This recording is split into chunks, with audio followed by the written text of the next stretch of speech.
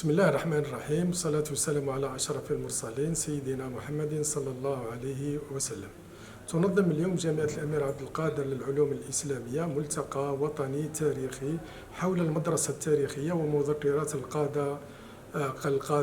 القادة الجزائريين الذين كتبوا مذكراتهم، منهم من لا يزال على قيد الحياة ومنهم من توفي رحمهم الله.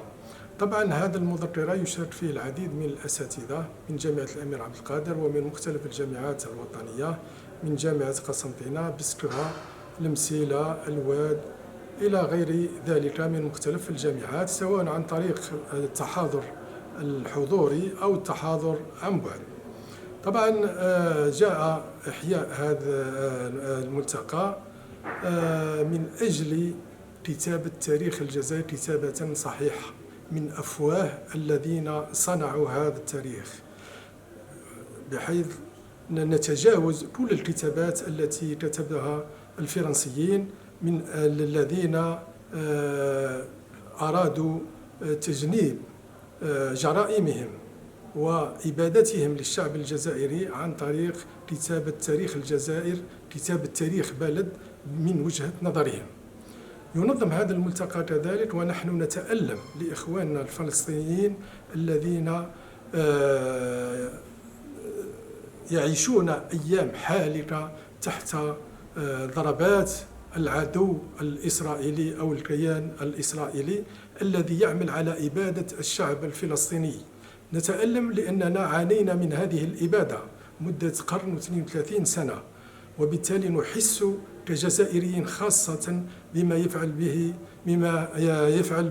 يفعل العدو الإسرائيلي بالشعب الفلسطيني، ويعمل بكل قواه، سواء القوى الإعلامية أو القوى المالية والقوى، من أجل جعل نفسه ضحية وليس متهم، بحجة أنه يدافع على نفسه في الوقت الذي نفسه بأنه محتل لأرض ليست له وهي للشعب الفلسطيني.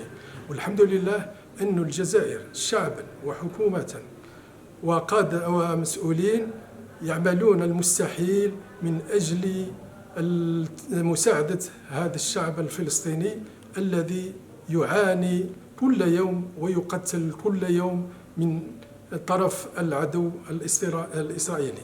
طبعا نرجع إلى ملتقانا لأننا يتشابه فيه الموضوع بنفس الموضوع بالنسبة لفلسطين. لابد أن نعمل على إحياء وعلى كتابة تاريخ الجزائر كتابة صحيحة للأجيال القادمة إن شاء الله. وشكرا.